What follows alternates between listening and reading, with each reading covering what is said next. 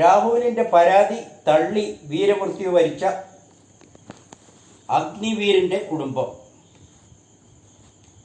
സൈനിക സേവനത്തിനിടെ വീരമൃത്യു വരിക്കുന്ന അഗ്നിവീർമാരുടെ കുടുംബത്തിന് സർക്കാർ സഹായം ലഭിക്കുന്നില്ലെന്ന രാഹുൽ ഗാന്ധിയുടെ ആരോപണം തള്ളി മുൻ അഗ്നിവീറിൻ്റെ കുടുംബം. 2023 ഒക്ടോബറിൽ സിയാച്ചിനിൽ വെച്ച് വീരമൃത്യു വരിച്ച അഗ്നിവീർ അക്ഷയ് ഗവാദയുടെ അച്ഛൻ ലക്ഷ്മൺ ഗവാദയാണ് തങ്ങൾക്ക് സർക്കാരിൽ ലഭിച്ച വിവരം വ്യക്തമാക്കിയത്. 48 ലക്ഷം ഇൻഷുറൻസും കേന്ദ്ര സർക്കാരിൽ നിന്ന് 50 ലക്ഷവും സംസ്ഥാന സർക്കാരിൽ നിന്ന് 10 ലക്ഷവും ലഭിച്ചെന്ന് പറഞ്ഞു. രാഹുലിൻ്റെ ഈ വിവാദം മുതലെടുത്ത് പ്രധാനമന്ത്രി നരേന്ദ്രമോദി NDA യോഗത്തിൽ MP-മാരെ ഉപദേശിച്ചു. രാഹുലിനെ പോലെ നിങ്ങളാവരുത്. രാഷ്ട്രപതിയുടെ പ്രസംഗത്തിനുള്ള നന്ദിപ്രമേയ ചർച്ചയിൽ പ്രധാനമന്ത്രി നരേന്ദ്രമോദിയുടെ മറുപടി പ്രസംഗത്തിൽ ഞങ്ങളുടേത് സേവനത്തിൽ ഊന്നിയ ഭരണം, ജനങ്ങൾ ഏറ്റെടുത്തത് വേഗതയോടെയുള്ള തീരുമാനം, 25 കോടി ജനങ്ങളുടെ പട്ടിണി മാറ്റാൻ കഴിഞ്ഞു, നുണപ്രചരണങ്ങൾ നടത്തിയിട്ടും മൂന്നാമതും ഭരണത്തിലെത്തി, പ്രീണന രാഷ്ട്രീയം ജനങ്ങൾ തള്ളിക്കളഞ്ഞു, തോറ്റവരുടെ വിഷമം മനസ്സിലാക്കുന്നു, വികസന ഭാരതമാണ് ലക്ഷ്യം, രാജ്യം പ്രധാനമെന്നത് മുദ്രാവാക്യം, ബ്രാൻഡ് ഇന്ത്യ ഉയർത്തി കൊണ്ടുവരും. നന്ദി പ്രമേയ ചർച്ചയ്ക്ക് മറുപടി പറഞ്ഞ് പ്രതിപക്ഷ ബഹളത്തിനിടയിലും പ്രതിപക്ഷ മുദ്രാവാക്യത്തിനിടയിലും പ്രസംഗം തുടർന്നു. രാഹുൽ പാർലമെന്റ് മര്യാദകൾ പാലിച്ചില്ലെന്നും സ്പീക്കർ ആരോപിച്ചു. രാഹുലിൻ്റെ പ്രസംഗം കുട്ടിക്കളി, കോൺഗ്രസ് അരാജകത്വം സൃഷ്ടിക്കുന്നു, കുട്ടിക്കളി അതിരുകടന്നു എന്നും ഇപ്പോഴും ജാമ്യത്തിലാണെന്ന കാര്യം മറക്കരുതെന്നും മോദി രാഹുലിനെ നോക്കി പറഞ്ഞു. കേരളത്തിൽ കോൺഗ്രസ് ചരിത്ര വിജയം നേടി, പക്ഷേ 99 സീറ്റ് നേടി പ്രതിപക്ഷത്തിരിക്കാനാണ് യോഗം എന്ന് പരിഹസിച്ചു.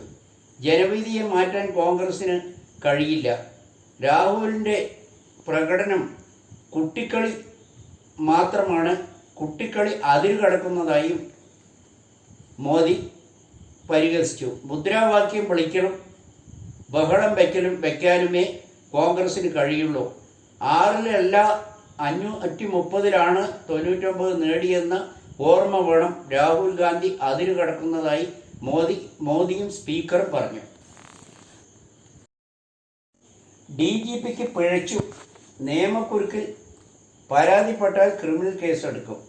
സംസ്ഥാനത്തിൻ്റെ പോലീസ് മേധാവി ഷെയ്ഖ് ദർവേസ് സാഹിബാണ് പിഴവ് പറ്റിയത്.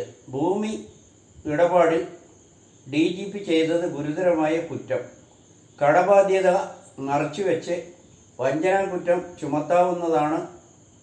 പരാതി ലഭിച്ചാൽ ക്രിമിനൽ കേസ് എടുക്കേണ്ടി വരും എന്ന് നിയമവിദഗ്ധർ.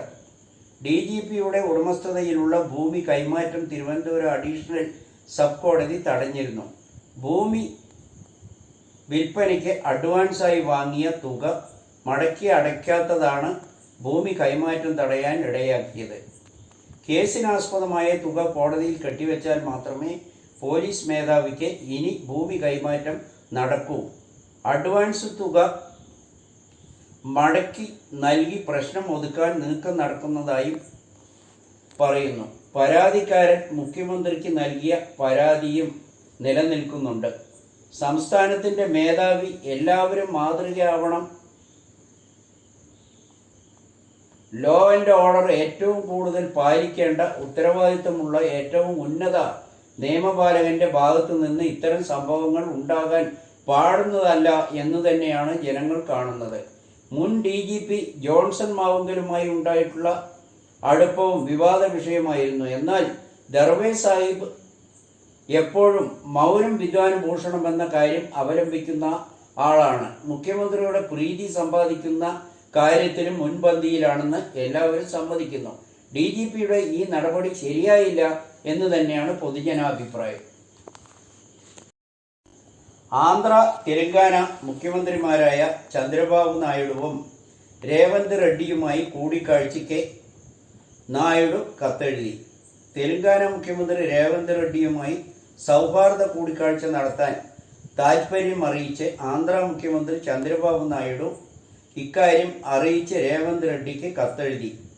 ആന്ധ്രാപ്രദേശിന്റെ വിഭജനം പൂർത്തിയായി 10 വർഷം കഴിഞ്ഞതോടെയാണ് ഇരുവരും തമ്മിൽ കൂടിക്കാഴ്ച നടത്താനിരിക്കുന്നത്. ചന്ദ്രബാബു നായിഡുവിന്റെ വിശ്വസ്തനായിരുന്ന TDP നേതാവായിരുന്ന രേവന്ത് റെഡ്ഡി 2017 ഒക്ടോബറിലാണ് TDP വിട്ട് കോൺഗ്രസിലെത്തിയത്.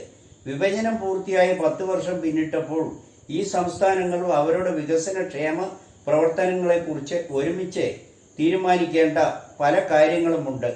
ഇവ വേഗത്തിൽ പരിഹരിക്കേണ്ടതുമുണ്ട്. അതിനാൽ ജൂലൈ 6 കൂടിക്കാഴ്ച നടത്താമെന്ന് രേവന്തിന് അയച്ച കത്തിൽ നായിഡു പറയുന്നു. തീരുമാനങ്ങൾ 2 സംസ്ഥാനങ്ങൾക്കും ഗുണകരമാകണം. പക്ഷേ ഇതിനെല്ലാം പല പരിമിതികൾ 2 മുഖ്യമന്ത്രിമാർക്കും ഉണ്ട്. പ്രതിപക്ഷങ്ങളെ കണക്കിലെടുക്കണം. മോദിയെയും കോൺഗ്രസ് നേതാക്കളെയും തൃപ്തിപ്പെടുത്തണം. സംസ്ഥാനങ്ങളിലെ ജനങ്ങളും അംഗീകരിക്കണം. അങ്ങനെ ഒരുപാട് പ്രശ്നങ്ങൾ ഉണ്ടെന്ന് തന്നെയാണ് 2 മുഖ്യമന്ത്രിമാരും പറയുന്നത്.